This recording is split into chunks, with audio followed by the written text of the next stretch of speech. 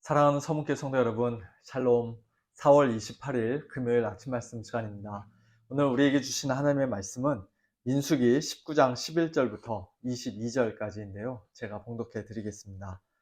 사람의 시체를 만진 자는 이래 동안 부정하리니 그는 셋째 날과 일곱째 날에 잿물로 자신을 정결하게 할 것이라.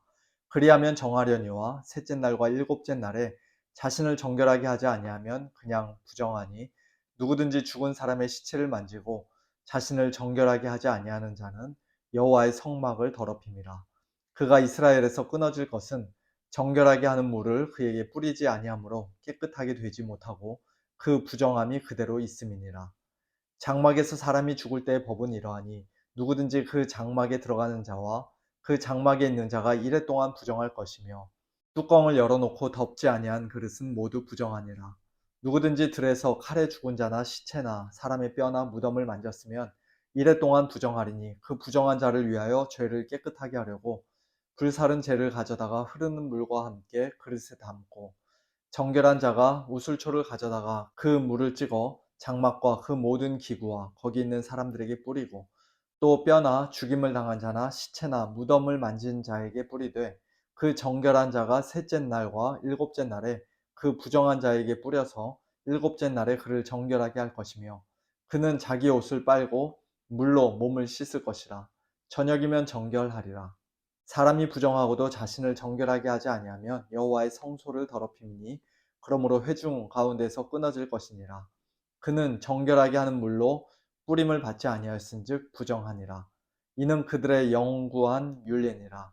정결하게 하는 물을 뿌린 자는 자기의 옷을 빨 것이며 정결하게 하는 물을 만지는 자는 저녁까지 부정할 것이며 부정한 자가 만진 것은 무엇이든지 부정할 것이며 그것을 만지는 자도 저녁까지 부정하리라.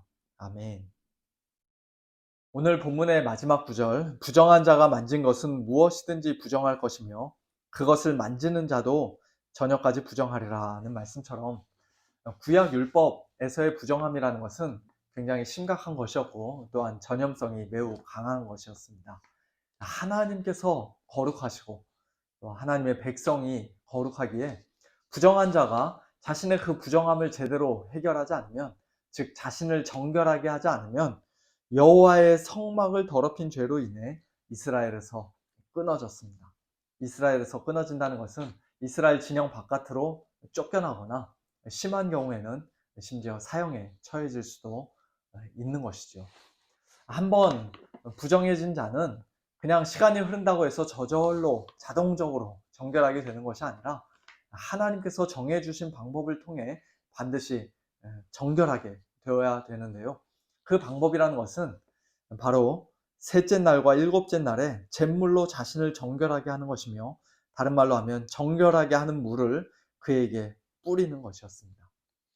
어제 본문에서 우리가 이미 살펴보았던 것처럼 온전하고 흠없고 아직 멍에 매지 아니한 붉은 암송아지를 제사장이 잡아 불사른 후에 그 재를 거두어 진영 밖 정한 곳에 두었다가, 즉 부정을 씻는 물을 위해 일종의 속죄제로 그 재를 잘 간직했다가 누군가를 정결하게 할 때마다 그 불사른 재를 흐르는 물과 함께, 직역하면 살아있는 물, 생수와 함께 그릇에 담고 우슬초로 그 물을 찍어 부정한 그 사람이나 기구에다 뿌리면, 즉 셋째 날과 일곱째 날에 그 부정한 자에게 뿌려서 일곱째 날에 그를 정결하게 하면 그 사람은 자기 옷을 빨고 몸을 물로 씻어 그날 저녁에는 드디어 정결하게 될 수가 있었던 것입니다.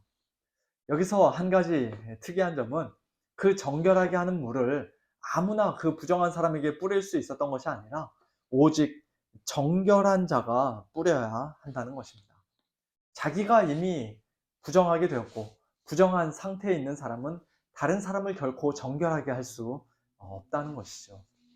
그런데 그 정결한 자가 정결하게 하는 물을 만지고 그 물을 부정한 자에게 뿌리면 원래 정결했던 그 사람이 저녁까지 부정하게 되는 그런 희한한 일이 오늘 본문 21절에는 기록되어 있습니다.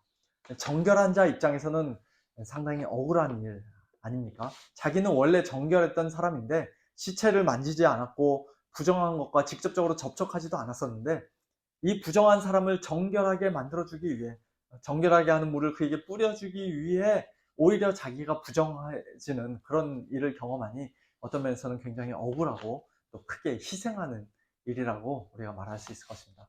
이것은 사실 어제 본문에서도 비슷한 장면을 우리가 이미 살펴보았습니다. 당연히 거룩하고 정결한 제사장만이 암송아지를 잡아 불사를 수가 있었을 텐데 그렇게 암송아지를 불사른 제사장은 저녁까지 부정하게 되었고요. 또 그 암송아지의 죄를 거두어 진영 밖 정한 곳에 두었던 정결한 자 역시도 저녁까지 부정하게 되었습니다. 온전하여 아무 흠이 없고 아직 멍에 매지 아니한 붉은 암송아지는 아무 죄가 없음에도 불구하고 심지어 죽임을 당하고 불살라져 한 줌의 죄가 되어야만 했습니다. 부정해진 한 사람을 정결하게 하기 위해, 정결하게 하는 물을 그에게 뿌려주기 위해 거룩한 제사장과 정결한 자가 부정하게 되고 또 죄 없는 짐승이 죽기까지 해야 했던 것입니다. 사랑하는 성도 여러분, 이것이 바로 복음 아닙니까? 부정한 저와 여러분을 정결하게 해주시기 위해, 정결하게 하는 물을 우리 죄인들에게 뿌려주시기 위해 아무 죄 없으신 예수님께서 거룩한 대제사장이요 흠없는 속죄 제물이실 뿐만 아니라 가장 정결한 자이신 예수님께서 친히 부정하게 되셨고 죄덩어리가 되셨으며 자신의 가장 귀한 목숨을 우리에게 내주셨습니다.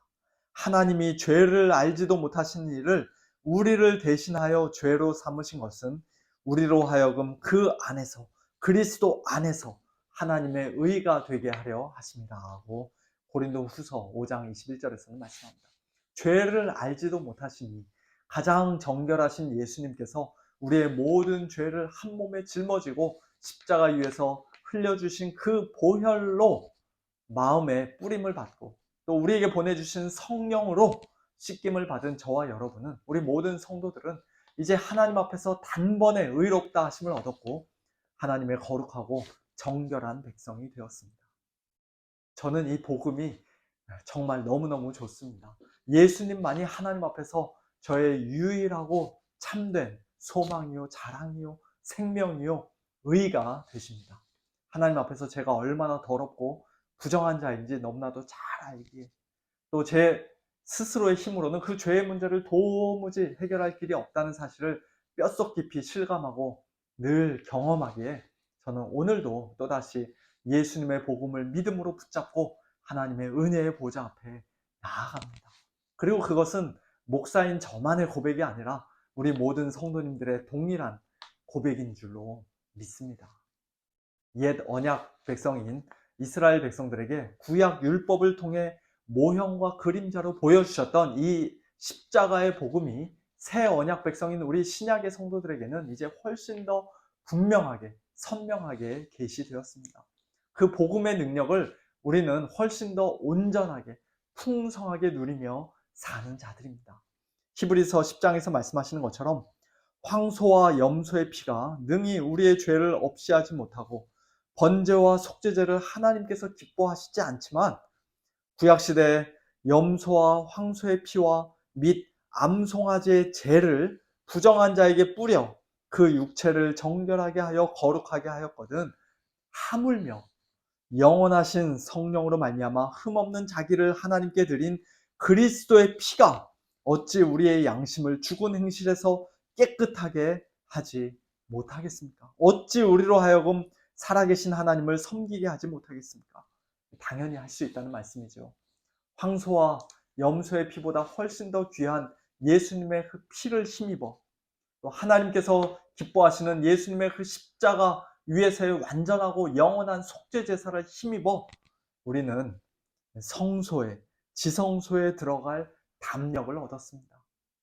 암송아지의 죄를 흐르는 물에 섞어 만든 그 정결하게 하는 물보다 훨씬 더 효력 있는 예수 그리스도의 피로 우리를 깨끗이 씻기시는 성령의 물, 생수로 우리는 마음의 뿌림을 받고 몸은 맑은 물로 씻음을 받아 우리의 원래 악한 양심으로부터 벗어나 이제는 참 마음과 온전한 믿음으로 하나님께 나아갈 수 있게 되었습니다. 우리 자신을 바라보면 거룩하신 하나님 앞에 감히 나아갈 수 없는 부정한 자들이지만 이 땅에 사는 동안 또다시 넘어지고 늘 어리석게 범죄하는 그런 죄인들이지만, 그러나 성부, 성자, 성령 삼위 하나님께서 우리를 위해 이미 행하신 이 놀라운 일, 십자가 복음을 참되게 믿는 믿음으로 하나님 앞에 담대히 나아가는 자들이 되었습니다. 만일 우리가 우리 죄를 자백하면 그는 미쁘시고 위로사 우리 죄를 사하시며 우리를 모든 불의에서 깨끗하게 하실 것이라는 하나님의 약속의 말씀을 굳게 붙잡고 하나님께 날마다 우리의 죄를 자백하고 겸손히 회개하는 자들이 되었습니다. 이처럼 우리의 마음을 이미 깨끗이 씻으시고 또 완전히 새롭게 하신 예수님의 보혈, 성령님의 능력 힘입어 오늘도 각자의 삶의 자리에서 하나님의 거룩한 백성답게 하나님을 기쁘시게 섬기는 복된 저와 여러분, 우리 모두가 다 될 수 있기를 예수님의 이름으로 축원합니다. 함께 기도하겠습니다. 하나님 아버지 감사합니다. 정말로 예수님의 십자가의 보혈만이, 또 우리에게 보내주신 성령님만이 우리의 참된 소망이요, 구원이요, 생명이요, 능력이요, 자랑인 것을 이 시간 다시 한번 고백하며 하나님께 감사를 드립니다. 하나님 아버지, 저희 자신의 힘으로서는 도무지 이 죄의 문제를 해결할 수 없고 스스로 정결하게 될 수 없지만, 가장 거룩하고 가장 정결하신 예수 그리스도께서 우리를 위해 십자가에 못 박혀 죽으시고 흘려주신 그 피로 말미암아, 또한 우리 안에 거하시는 성령님의 능력으로 말미암아 우리가 정결한 자 되고 거룩한 백성, 하나님의 백성 되었사오니, 하나님 아버지, 오늘도 그 믿음 가지고 하나님 앞에 담대히 나아가며 또한 하나님의 거룩한 백성답게 이 땅에서 하나님을 기쁘시게 드리는 그와 같은 성도의 삶 살아가는 저희 모두가 될 수 있도록 은혜를 베풀어 주시옵소서. 사랑하는 우리 서문의 성도님들, 하나님 아버지, 오늘도 지키시고 보호하시고 함께하여 주시고, 특별히 연약한 우리 성도님들 힘 주시고 능력 주시고 강건케 하여 주시기를 원합니다. 또한 우리 가운데 이제 한국으로 출타하신 성도님들 많이 계십니다. 하나님, 오가는 길 안전하게 지켜주시고 또 건강과 모든 여정을 하나님께서 지키시고 보호하여 주시옵소서. 감사드리며 예수님의 이름으로 기도드리옵나이다. 아멘. 성도님들, 오늘도 하나님의 은혜 가운데 믿음으로 승리하시고 내일 모레 주일날 기쁨으로 우리 하나님 앞에 함께 모여 예배드리기를 원합니다. 샬롬.